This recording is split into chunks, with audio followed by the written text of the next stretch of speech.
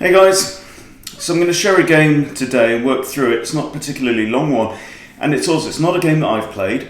This was played by one of my students who's got the white pieces, and both players are rated in the 700 to 800 range. So what we're going to be looking at is some of the thought processes that can go on, and different ways that you can, like how does a 700 to 800 player think about their moves, and how can you take your thinking and your move selection to the next level. Okay, so let's go through this, and we start with d4, probably going for a London, and black now replies with e5, the England gambit. So maybe they know a trick or two in this, but it's a very spiky line to take. Now white here declines the gambit by pushing d5, so clearly that seems to be breaking one of the basic opening principles where you don't want to move your pawns more than once unless you absolutely need to. So the question here is, do you need to? So this is what I'd like to illustrate here. So let's say, for example, the thing is, yes, this pawn's under attack and the pawn is also defended. Okay, so let's say white played knight c3 and black took and white took, right? And let's take a Polaroid snapshot of this, right? This is a situation where white has a minor piece developed and the queen in the board, right? Now the knight might come out and attack the queen, but then the queen can move, say here is fine with check even, you know, or the queen can simply move back. So it's not, it's not too bad. But d5 is okay. It's quite aggressive. It's grabbing some space. Okay. So next move is d6, kind of blocking off this bishop a little bit. White now plays e4 to reinforce the d5 pawn. Makes perfect sense. And now both bishops can get out into the board. Very principled. And now f6, kind of aggressively attacking the back of this pawn chain. But also it is the f pawn, so you have to be conscious of this. And of course the e pawn has moved, so the queen is actually free to get to h5. We'll see what happens. Queen h5 with check. Right, there is only two things that can happen. Either the king can move, or they have to push the g6 pawn. g6. Now you have to ask yourself, okay, has this improved things for white, or has this improved things for black? So compare this situation here, all right? Now, white could play pawn to there to defend this pawn, or could play knight to c3 to defend it, or could capture the pawn, but that would invite the bishop out into the board, so that's probably not the best. But yeah, I mean, defending with f3 is a possibility. But this, and now the queen's going to have to move again,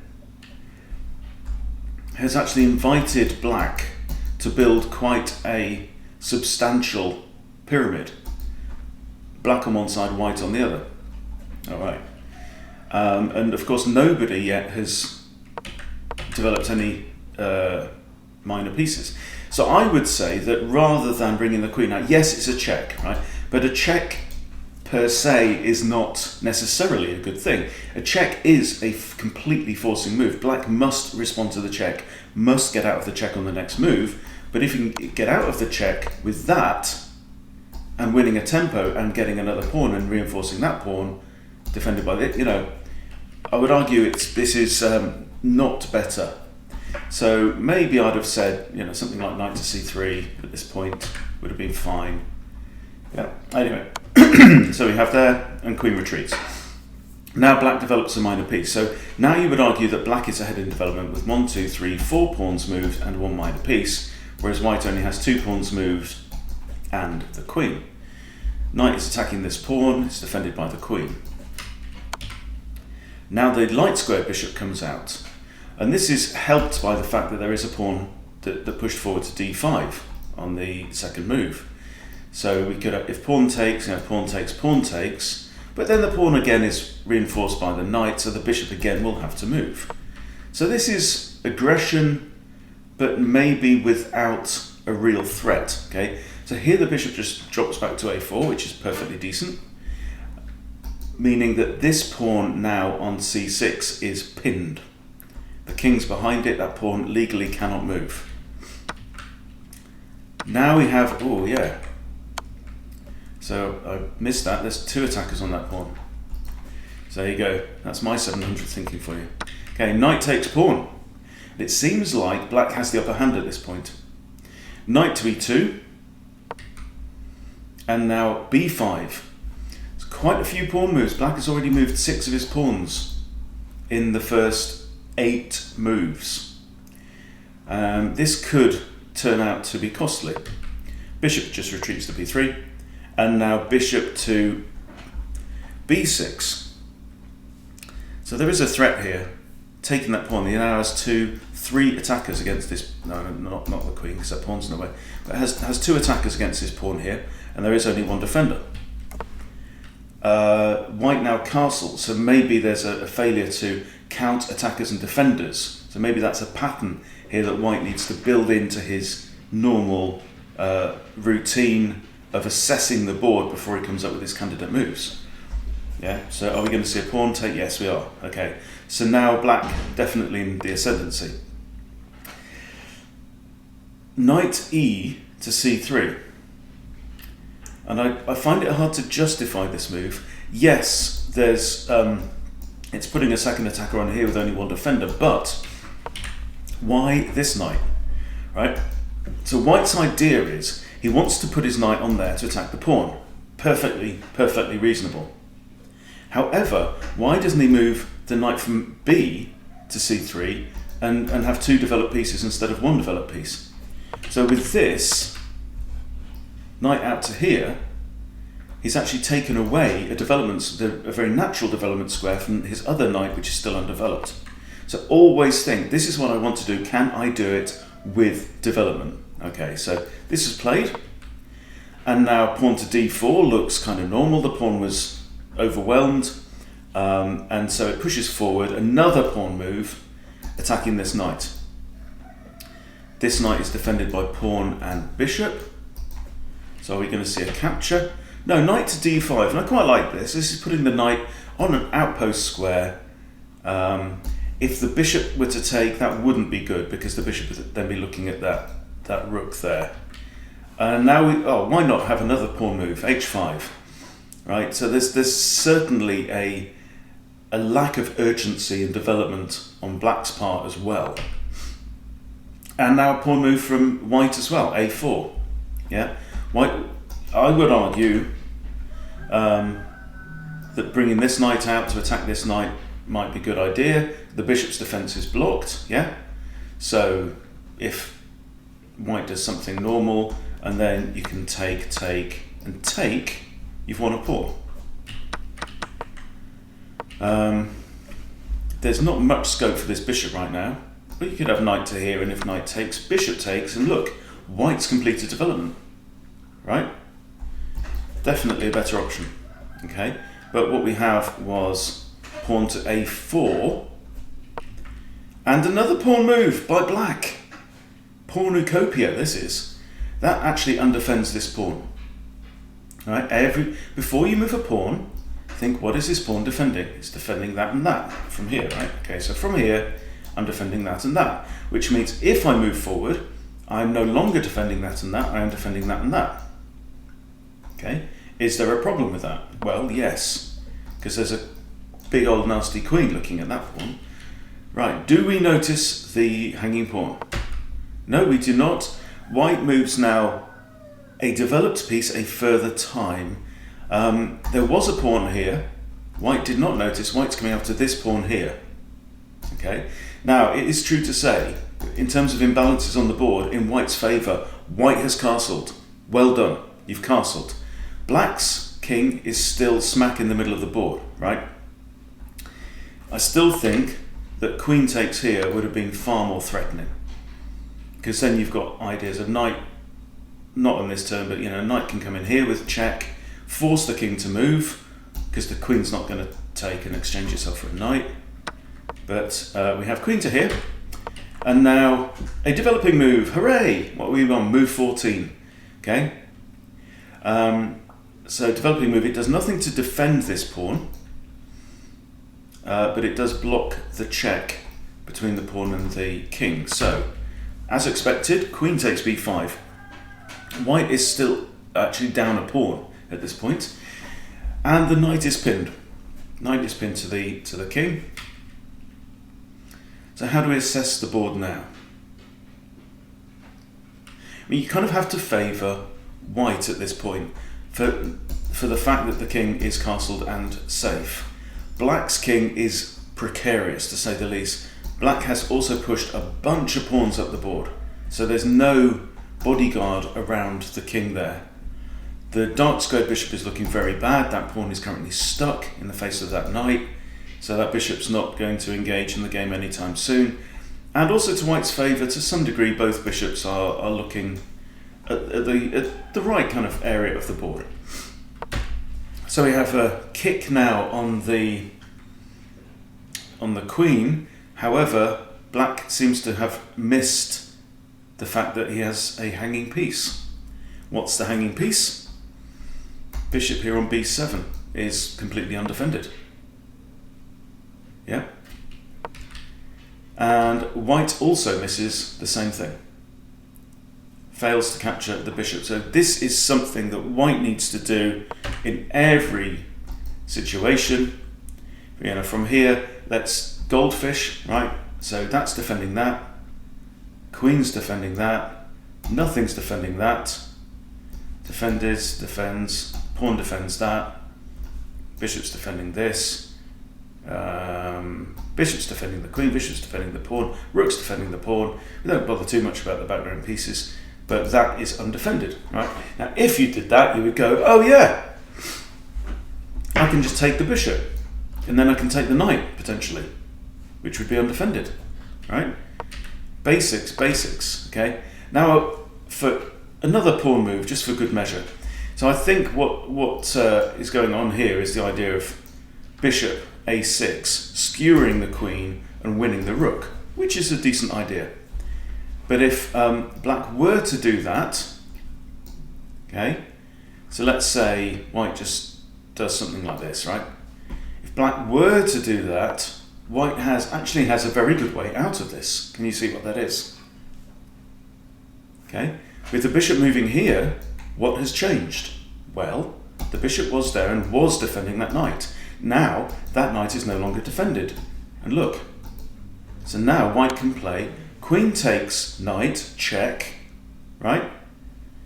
Let's say queen blocks, takes. I'll just move my rook out of the way. Okay, and now white is up a piece. So we'll see what transpires from this point. So the actual move played was knight to b6. Now, what I would do here, if you play with chess.com on the mobile app, there's a setting that you can set called confirm every move. And something I've been trying out for myself recently is a discipline of you set confirm every move on. So when I'm playing rapid games, so I've got some time, I'll spend a minute on selecting my move, and then I'll play the move like this, right? And then I'll take another 20 seconds, 30 seconds, just to say, okay, so if I do that, is there anything stupid about that move is the first step, can it be taken? Have I made a discovered attack against my own piece? Something like that. What is my opponent going to do if I do this? Okay, put yourself in your opponent's shoes. If you want to, you can even flip the board and say, okay, I'm black here. What would I do? Oh, well, there you go. So the board then went pale because I'd deviated out of the game, and now it's gone back to normal intense colours. So black, obviously, grabs the free piece. Okay, that's simply a blunder. Putting your piece in a place where it's undefended and under attack, so hanging your own piece, not necessary. However, does leave this king rather vulnerable. So now we have a good move. Queen f7. Queen could have also come to here, but this is maybe a little bit more forcing. I don't know. It's kind of the same. The king's going to have to move to there whatever happens. There's no way to block, there's no way to capture the attacker. Okay, king now to d8, bishop to e6, queen comes down now. So this is quite clearly, I think, a missed checkmate threat. Okay, that there is a threat of a checkmate with queen d7 mate. Right, queen can't come here, queen can't go there. That is the danger square. So if I were black at this point, bishop c8 would protect that square. Queen c7 would also protect that square, maybe propose a change. White is actually down a full piece at this point because he blundered the knight, right? But what this is complete just white out. Just gone chess blind for a minute and moved the queen down to b4. It's like, I'm thinking about my own ideas, but seriously, when you've got a queen deep in your camp like this, you have to take stock and think what is going to happen next. And what happens next is queen d7 mate.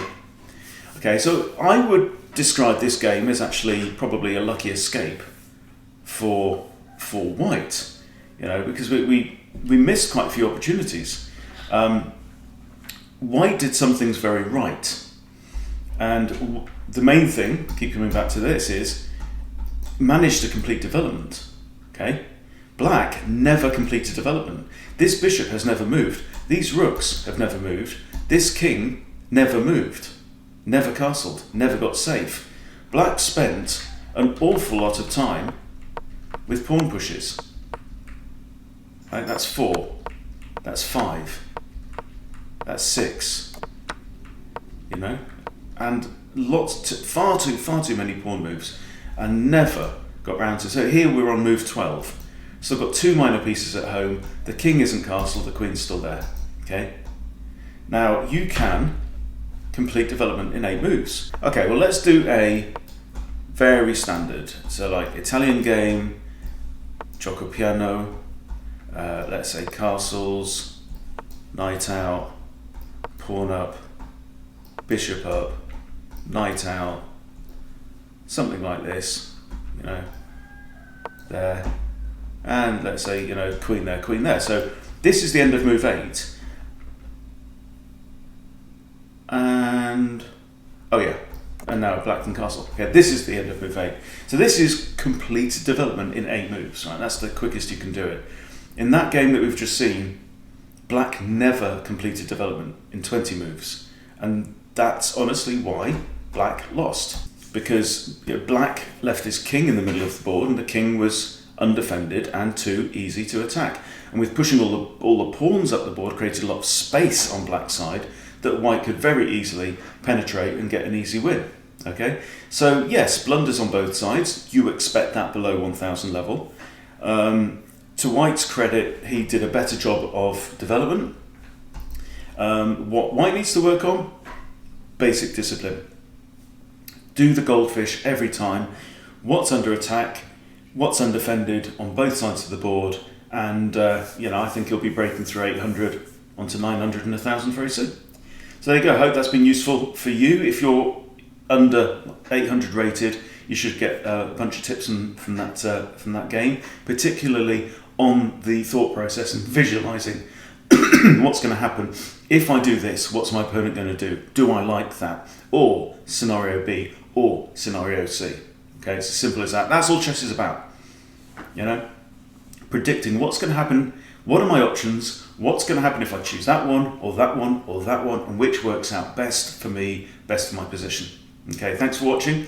Please subscribe to Chess Bootcamp if you haven't subscribed, and I'll see you soon.